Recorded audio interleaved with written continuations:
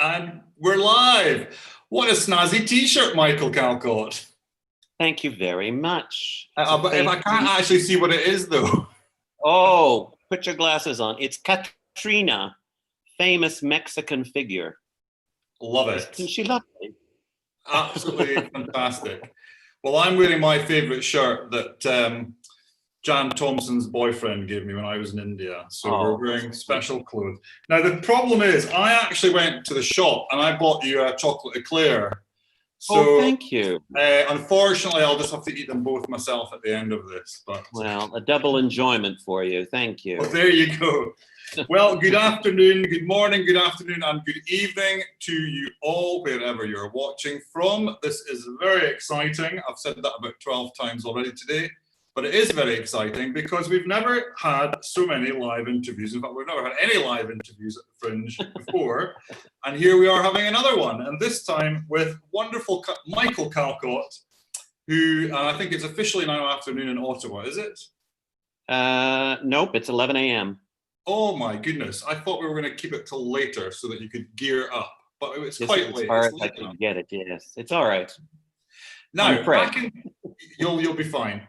Back in 2007, word had it that there was a new Canadian ambassador in town, and he was quite cool. So I took the liberty of writing to the Canadian embassy and saying, "Hi, I believe there's a new ambassador. Would he be interested in supporting us and being part of our wonderful Fringe Festival?"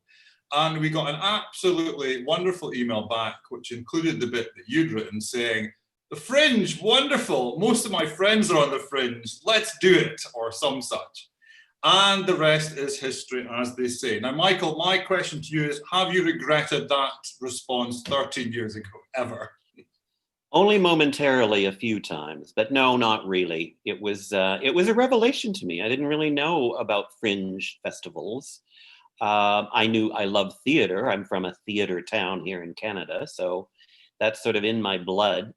And I wanted to know more about it. And I had one of my staff, a Czech staff, talk to me about it and explain what was going on. And then away we went. And I've never looked back, really. It was, I had a couple of gap years when I was living in Brazil. But other than that, I've been part of the Fringe ever since. And it's been hilarious, mostly. Yep, that's right. And this would be the 13th year. So it's very unusual not to have you here and not to welcome you a couple of weeks before everyone else arrives and have our dinners and chats and gatherings and whatnot before the madness starts and comes upon us. But you've been following from afar. What do you make of online Fringe? It's it's still quite engaging somehow. I have my moments. I found the Paula discussion, for example, live was really interesting. Some of the theater, it's very good, but it's not the same as being in the room, you know? That's nobody's fault. It's just the way that the videos work. But still, I mean, I've seen a couple of really wonderful things. I'm looking forward to more today and seeing Scotland again, which was one of my favorite shows. I think one of everybody's favorite shows at the Fringe. So it's been interesting. The other thing is, of course, that I can watch it when I want. I don't have to worry about it. And with the time difference, it's a lot easier that I can go, oh, I can watch that now in the evening instead of, at 1 p.m. or something when I'm trying to do other things. So yeah, it works very well considering it's not live, but it's not live theater, but it's still pretty rich. And it's been a nice choice. Yeah, it's been a really varied choice, actually. Going back to 2007, I guess it would have probably been actually maybe the 2008 Fringe that was the first Fringe that you were involved with. And I remember having a meeting with you, and you're like, how can we help? Like, well, there's not really any money, but I mean, what can I do? And you came up with this fantastic idea of feeding us. You were the one who mentioned food. Oh, was it me? We had fantastic buffets at your house 3 years in a row with not just Canadian performers, but mostly, and there were lots and lots of Canadian performers those years, which is one of the reasons that we wanted to connect with the embassy, but they were lots of fun. They were great. The staff loved them. The staff at the residence thought they were hilarious. They couldn't believe that they could just put the dishes away after everyone left because there wasn't a lick of anything left on them. It was amazing. And I'm going to rake out some of the photographs from those events because there were, we had music and theatre and all sorts in the garden as well, which was a really yes. Topping and Butch were especially evident during those lunches, if I remember correctly. Playing the grand piano as well. Yes, exactly, and pulling the staff in with them as well. Shocked. Yeah, I think that because of the nature of Fringe, it's very difficult to have a formal Fringe event. Well, that was never anybody's thought, I think. Exactly. There would be these, sudden performances. It was like at the British Embassy, but less organized, and people would suddenly start singing or performing little skits and stuff. It was a delight. It was a free Fringe show in my own house. And the artists and Fringe team loved them very much. So that was brilliant. Now, fast forward a few years, and you'd been in Brazil, and you were then thinking about coming back to the Fringe. You hadn't been to Prague for a couple of years. And I remember you saying to me, like, I want to volunteer, what can I do? And I thought, well, there's not a lot of volunteer jobs on the go, really. I mean, I can't imagine having you sitting on the doors of the theatre selling in tickets and stuff. But I had remembered some fantastic blogs that you'd written on your various trips.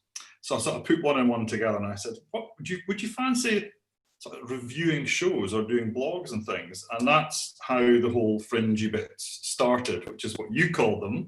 And we grabbed the name immediately and said, right, that's what they're getting called. And I counted back just before we started this chat. And I think over the 6 years that you've done them, you've written more than 200 reviews, which is something like 30 odd a year, which is an astounding amount of work. I think every year you say to me, I might not manage next year. I know. And then I get into the thick of it and, think, oh, well, as long as I'm here, I may as well go to the next one. And if I go to one, I feel like I have to review it. So there you go. So tell me, if you've probably seen more than 200 shows, because you don't review all the shows that you see. But you'd never really been a theatre reviewer before. What was your experience of that in the beginning? I remember that at the beginning there were more like blogs, like of your sort of wanders around the festival as well as reviews. Well, when I first started reviewing, I felt I didn't want to be negative. So I was very uncritical of the shows because I was so impressed with these people coming to Prague under their own auspices and performing.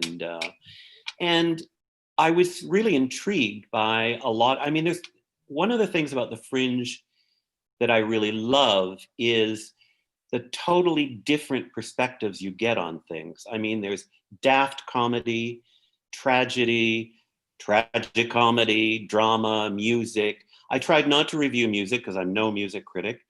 But as the years went by, I also thought that it wasn't fair not to be critical on certain instances. And the only time and I didn't write very many negative reviews.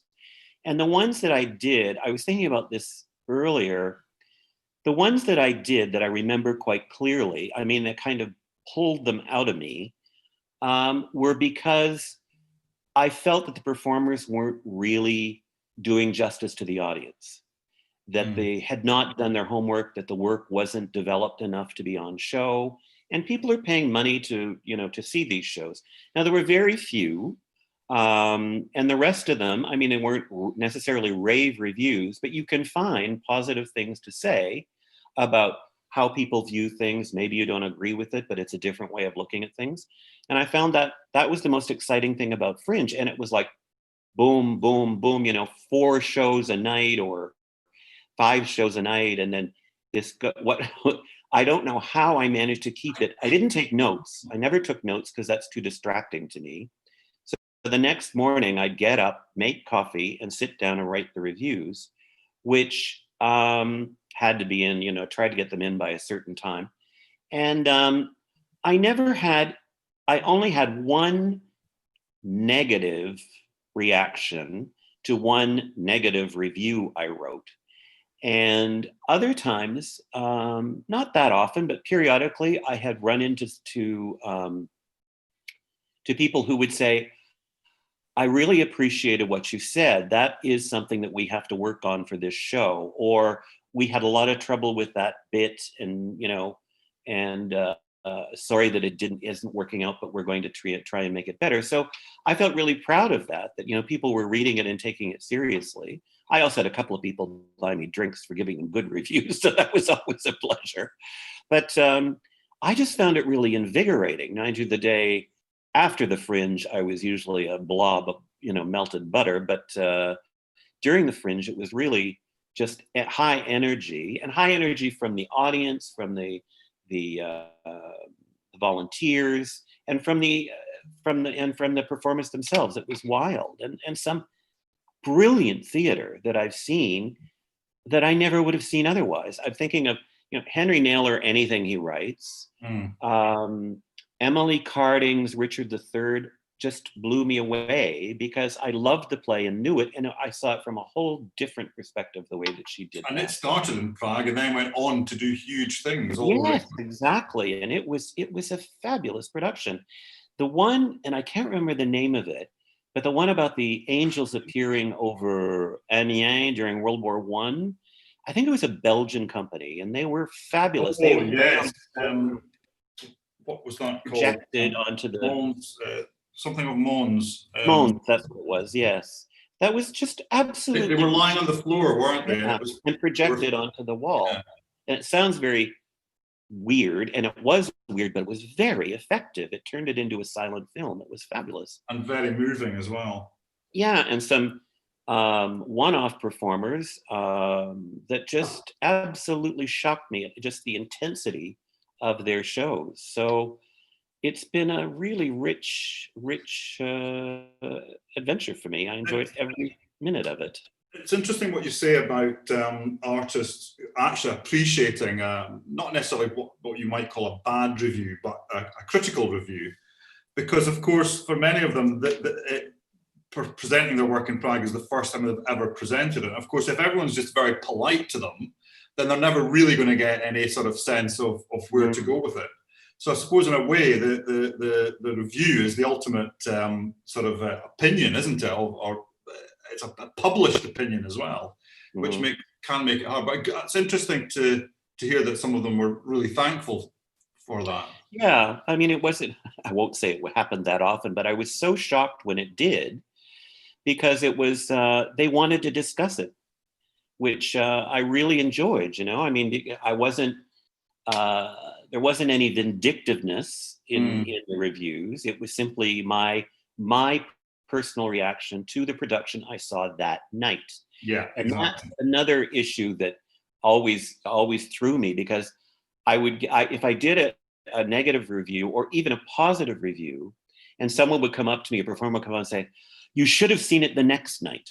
The night I saw it was what I saw. So yeah, exactly. And you know, some of them had technical difficulties on the night I saw it, and it's how they handled that was more interesting than the difficulties.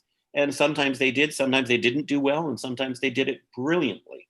So, you know, it's obviously as well, reviews are more credible if there are some reviews that are a bit more critical, because if everything was just like, "Oh, that was great, I enjoyed it," yeah, it kind of negates the whole thing, doesn't it?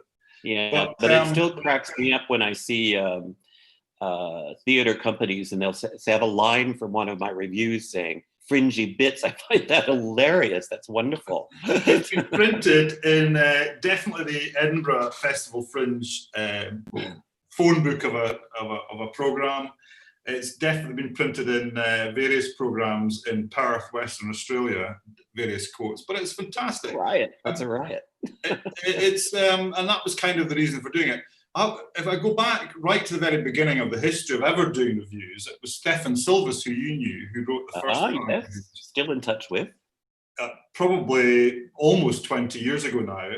And I remember sitting down with him to talk about, and I probably had this same conversation with you and saying, and I just said to him, look, don't feel bad about writing a bad review. And he went, oh, good. And actually, Stefan and I agreed that writing a review of a terrible play is a very easy thing to do. Yeah, but there's one particular review that he wrote, which I think is the best bad review that I've ever read in my entire life. It was so accurate, and it was a show that he'd been to see. And he said at the end of the performance, that it was longer than this, but the last line was, at the end of the performance, everyone looked at each other as if they'd been through some kind of minor car crash just to check that they were okay. And you know something? It was sold out the next day. Oh, Jesus. Exactly. People like that stuff. So there you go. Well, let's go back to last year. Easier to remember. By the way, I'm incredibly impressed at the fact, because when you read your reviews, it's like you've written them while you're watching the play. The details are incredible, and to learn, I don't think I actually knew that you left it till the next morning and you just sort of got your coffee and you processed it all, because they're so beautifully written and written in such detail. It's astounding that to have all that information there and to process it and the next day just beautifully present it. But let's have a look at last year and see if we can remember some of the Johnny in Bohem. I'm just going to pull some names out. Let's talk about some shows and about your experiences of them. Johnny in Bohem. Do you remember he was the cabaret singer down in Rubin. Oh my, the steamy singer, yes. That's the one. That was a beautiful show. It was a beautiful show. He's quite brilliant. That might be a bit cruel to try and test your memory by pulling names out of a hat. But I remember him quite clearly. Yeah, that was a fantastic show. Now I can't go back. Oh yes, I can. Here we are. What other highlights from last year? Oh, the Rendered Retina Boys with Tim that did Form, which was projected a couple of nights ago, and they did Timon of Athens. That was a highlight. Timon of Athens was hilarious. It was absolutely one of the funniest things I've ever seen, and it was a send up. The production was a send up, but it was true to the script. I mean, Shakespeare was there through the whole thing. I think probably Shakespeare would have loved it. Absolutely.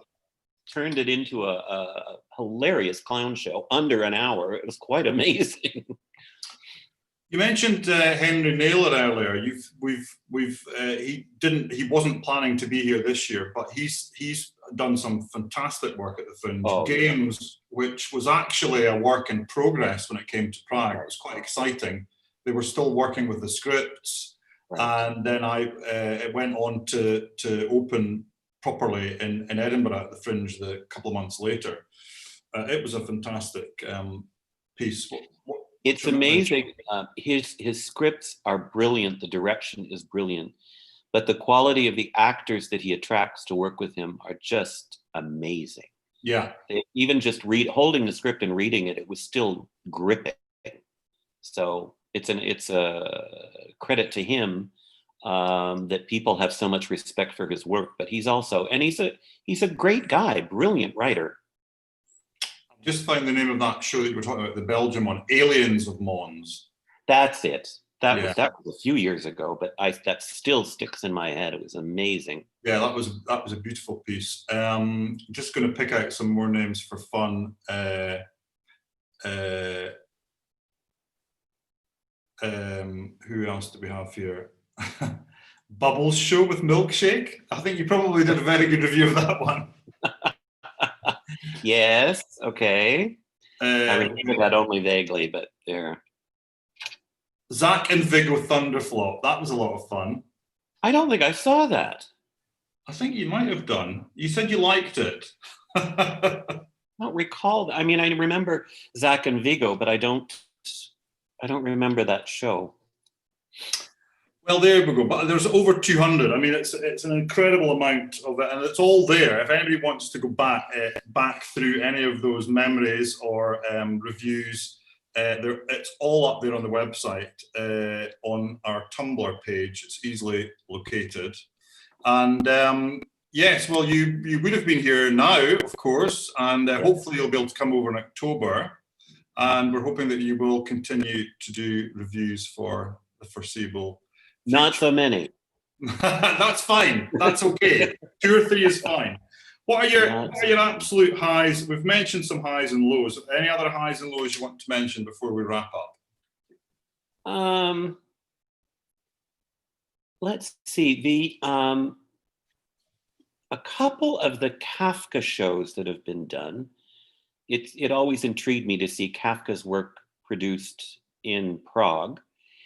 But the Metamorphosis that they did, now that was a few years ago, was very compelling.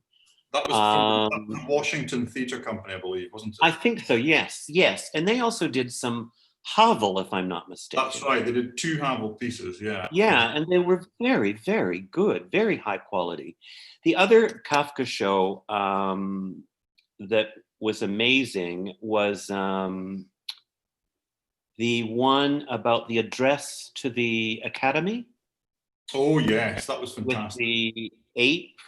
Yes, the South African Theatre Company, yeah. That was just riveting, absolutely riveting. I mean, there's shows I've seen where you just come out and you're just like a wet paper towel. You know, you've been through the ringer with some of these shows, and others you just come out, you know, dancing. They're so hilarious and so wonderful.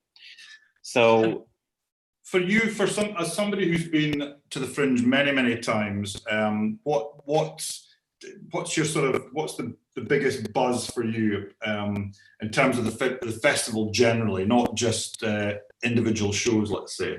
Well, having the backdrop of Malá and Prague in general, but Malá in particular, as a backdrop for when you're running between shows, between Baroque architecture and incredible places to visit.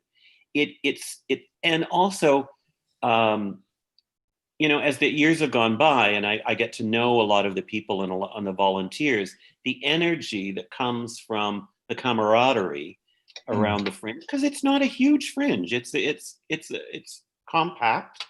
The venues are fabulous, and you can always get a beer to have with the show. So it's really a delight. It's relaxed. That's fun. During the time that you were living here as ambassador, you did go over to Edinburgh. You came over. I was there. You came over and joined me at the Edinburgh Fringe one year. What were your memories of that? It's kind of chaotic, isn't it? Chaotic. I remember vicious downpours. There's lots of them. But very difficult to try and figure out what to see because there's so much. Yeah. It's a matter of you have to plan for days in advance and then change everything. I mean, you do that in Prague too. You plan out, well, I'll go here, and I can get up to that theater, etc. And you can do a space thing about what you want to see. But then everything gets turned on its head because somebody said, no, you have to go to this production, which you hadn't planned on going to. And suddenly you change your whole schedule and everything else has to change too. So every day is a work in progress. And you see things, you're pushed to see things that you wouldn't normally see, which is good because it gives you a whole different viewpoint. I could stick with, I think I'll only go to straightforward theater drama pieces, but you never do that. You end up seeing farce, you end up seeing musical stuff, you end up seeing stand-up, it's all over the map. And then a large part of it is somebody grabbing you by the arm and saying, no, you have to go to this show. It's absolutely brilliant. And sometimes you come back and go, what were you on when you told me that? But because everybody's choices are different. Maybe they went on the good night. Yeah, exactly. I went on the bad night. I know, it's very strange that way. But no, it's fun. And the regulars, that you run into, that your standard, like Chris and Annie and Jillian and various others that are always there. It's a great feeling of intimacy that you're a standard fixture with the Prague, with the Fringe, and it's great. And it's also great for me in Prague because I can get away. I can go see other friends when I'm there and just sort of blank out for an evening or something. I usually have one evening where, in the last couple of years, where I've just gone, no, I'm not going to anything. Enough is enough. Don't even call me. I think I'll go have a drink with Peter or somebody and just get out of it, because it's a lot to take in, especially if you're doing 3 or 4 shows a day and it's a 9-day festival. Yeah. I mean, that's like 30 odd shows, and you've been reviewing most of them every year that you've seen, which is incredible. But I'm still mystified as to how you remember so much information the next morning. It's a real skill. I don't do drugs when I'm in Prague. And the most that passes my lips is a beer or a glass of wine upon occasion. So fortunately, the neurons were still firing. I don't know, but when I would start the next day writing about a show, it would come quite clearly, the imagery of the show and stuff, and also the feeling that I had when I saw it, because that's the reason I don't write it until the next day, because one, I'd be too tired to write it in the night, and it would be too much of a jumble when I've had a sleep, and then the next day I can separate it out, which play with which and who was doing what and what my reaction was, but also what my reaction was calmed down, so even a really terrible show, you're not just enraged when you write this review. And if it was a brilliant show, you can think through, now wait a minute, it wasn't perfect, or maybe it was perfect, and then you have a perspective of having a good night's sleep before you go at it. Have you ever come out of a show, let's say it was the second show of the evening, and gone, I can't go and see anything else, that was just too perfect? Or have you just kept going? Because it's quite short spaces between shows. Right. No, the most I've done is skipped a show because I saw something was just too much. And I would go and have a beer or a glass of wine and just go for a walk to absorb it, because I thought it wouldn't be fair to the next show to go see it right now. And maybe I can catch it later in the show, but I've never I've had the ones I'm trying to remember what one was. I think it was one of the American productions that at the end of it, it was the last show of the night. And I remember thinking, I'm going to walk back. I'm not going to take the tram. I've just too much going on in my head right now with what was going on. So, it can have that effect, and you need to pull back a bit. But yeah, it's still very enriching, I must say. It's been a great privilege for me to be able to enjoy the Fringe and to share it with you and with everybody else, and to get to know people in Prague that are around it. It's been fabulous. Good. Well, it's been great to have you, and we'll look forward to seeing you in October. And I know what you mean. It's just I think having a very strict structure doesn't actually necessarily lend well to the sense of the festival, because if you have that overwhelming kind of like life-changing experience, which sometimes you can have in a Fringe show, you can't really then go and see some fluffy comic thing or I remember one show that I had that reaction to last year, and I can't remember the name of it, but it was a one-woman show about the daughter. It's a true story about the daughter who was, the mother told everyone that the daughter had various illnesses, etc., and got all. The show that you mean, and I can't remember the name either, and I'm looking for it. But that was, I walked out of that like, holy cow. And an incredible performer who, her performance as well as the writing was just incredible. It's fabulous. I still can't find the name of it though. And it was in Reuben, I think. Wasn't it a couple? Yes, it was in Reuben. Wasn't it a couple of years ago? Oh, maybe. probably people that are watching are going, we know, yes, it was the one about Munchausen's by proxy last year, Right. somebody's written it. Right. Caroline Cook, that was who it was. Well, she was fabulous. And I mean, that sort of brilliance. Proxy. It's called Proxy. That was it. Okay. Not Munchausen's by proxy, just Proxy. Anyway, and then to find out it was a true story, and now I think there's a documentary on it as well. Yes, it is. Yeah. Anyway, that was, and I learned a lot, from the show, because I followed up trying to figure out what was going on here, and then you end up going down rabbit holes trying to figure stuff out. And that's one of the other things in the Fringe is I've learned a lot, because when I was writing the review, I was like, now wait a minute, what was that reference to? And then you go off and try to find what that was all about, and you get smarter. Good. Well, that's the point, isn't it? It's just it is a life-changing experience, I think, in many ways, doing a Fringe, and we've all missed it this week. But the virtual Fringe has been some kind of substitute. At least we've all got together in different ways, and we're looking forward to October, if we can get through this crazy period that we're going through. Indeed, fingers crossed. At least it's sunny in Canada now. Oh, and well, it's cloudy today, but it's warm. Good. No, 2 weeks ago we had snow, and today it's summer. So I'll let you out on your balcony any minute now. And I'll go and enjoy my two chocolate eclairs. Okay. Well, thank you very much. That was absolutely lovely to chat and to share all these experiences with everyone. And stay on the line for a few seconds after we stop going live, and we'll thank you again. And thanks for watching, everyone. And we'll see you later tonight at all the other Fringe events online.